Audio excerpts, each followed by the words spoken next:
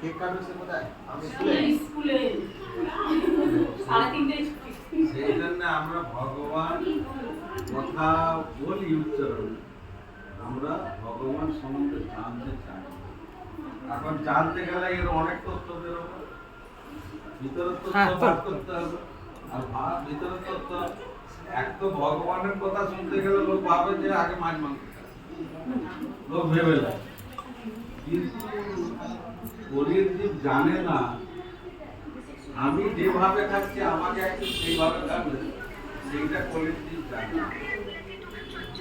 আমি যেমন খাবো আমাকেও সেইভাবেই খাবে।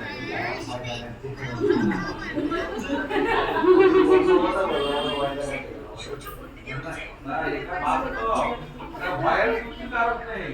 আমি ওই যে বললাম আমাদেরকে পার হতে গেলে কোথায় পার হতে হবে, এখন আমরা